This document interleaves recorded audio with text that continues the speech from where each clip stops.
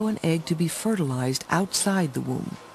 Since 1978, thousands of children have been conceived in shallow glass dishes. Eggs can be artificially stimulated to develop and then extracted for fertilization. Sperm are also subject to manipulation. Here we have a sample of sperm underneath the microscope that the TV camera is focusing on. We're evaluating various patterns of motion. For instance, we're looking at evidence of progressive motility. We see this sperm moving progressively from the top to the bottom of the screen. And this would be a normal pattern of sperm motion. On the other hand, if we see sperm either being immobile or having a lot of difficulty in progressing, then all of these characteristics will affect their capacity to fertilize an egg. Even imperfect sperm can now play a part in reproduction. Using glass needles finer than a hair, sperm don't even have to be mobile to fertilize an egg.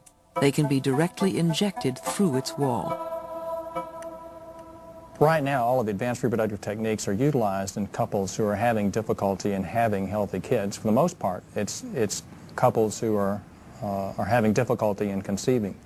And in a more specialized area, there are those couples who have had who are carriers of genetic disease, in which we have the opportunity to diagnose that genetic disease at the embryo level, and so that we can apply techniques to try to increase the chance of these couples having a healthy infant. Reproductive technology has obviously answered dreams for some. Tens of thousands of children worldwide exist because of assisted conceptions. Among these children are some of the 1,300 who have been conceived with the help of the Jones Institute for Reproductive Medicine in Norfolk, Virginia.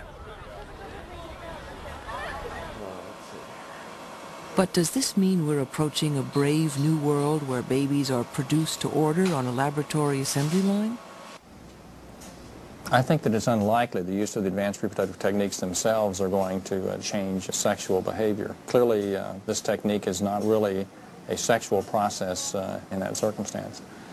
I have sometimes gone out of the treatment room where we have done like an intrauterine insemination and asked the husband if he wanted to smoke.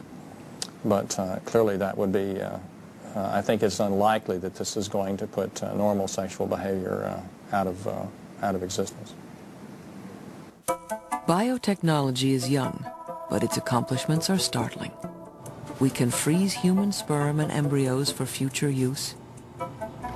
We can gestate a goat outside a womb.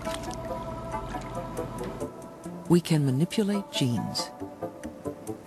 The question arises whether or not in the future we'll have the opportunity to try to utilize designer genes or push the evolution of our species toward a specific set of traits, longevity, height, etc.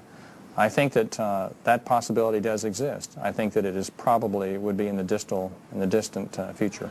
It's cute, it works. I don't think it's really me. I agree.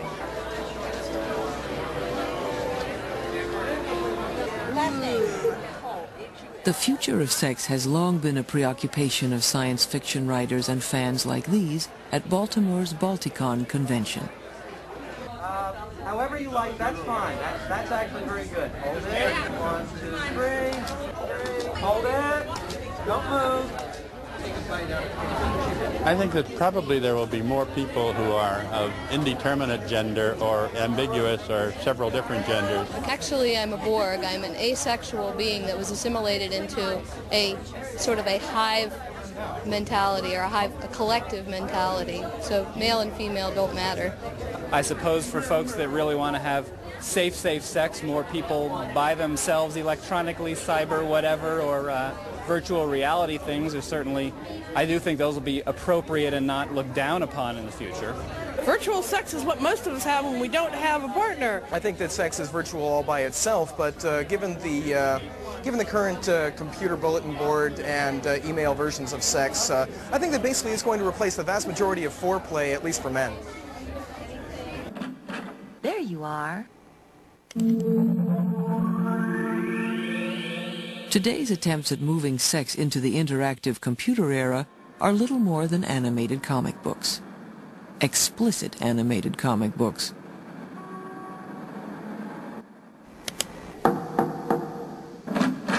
I've been expecting you. Shall we, you know, I've been told that I have a very sexy body. Do you think I'm sexy? Now, take off my tights. Oh, does my body excite you? Tell the truth. But the industry promises virtual Valerie is just the beginning of the new age of cybersex. Do you want to touch them? In here we can be anything we want to be. I'll see you on the inside. It is predicted that the computer will project the images and provide the sensations for a kind of sex that can't exist in the real world. Come over here! Virtual sex, which they're talking about today, is really not new. We all live in a virtual sex world. Whether we use a machine or our brains doesn't really matter. Our fantasies are virtual sexual reality. Maybe they'll be enhanced a little bit by a machine, but you'll still have to tell the machine what it is you like, what it is you desire, what your fantasies really are. Perhaps the machines can make them a little bit more vivid, but I doubt it. Our brains are the best virtual reality machines that there are. Throughout human history, our brains have been a primary sex organ. It's likely to continue that way into the future. Well, I think there'll continue to be two sexes, but as we find extraterrestrial cultures, I'm sure we'll find a lot of variations that we've never even imagined yet. Sex will change in the future by the freedoms of the female in the society. They will start taking more chances than the males, and more equality will arrive. I hope that sex and reproduction are all still tied into like the making love, and then we don't lose too much of the old-fashioned. It seems unlikely.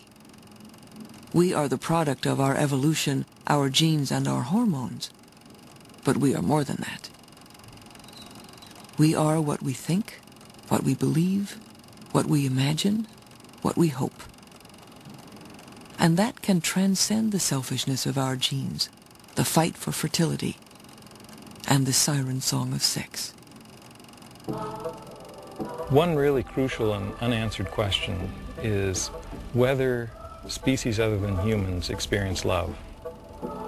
The power of love in humans is so striking that it seems unlikely that it's something that is unique to humans. On the other hand, there's no evidence in other non-human primates that anything analogous occurs. Love may be the answer to some questions science hasn't asked yet. Sex is easier to understand. For 3 billion years, the game has been underway, shuffling physical characteristics and creating enough diversity to survive whatever hand nature deals us. Sex is a game of change as much as a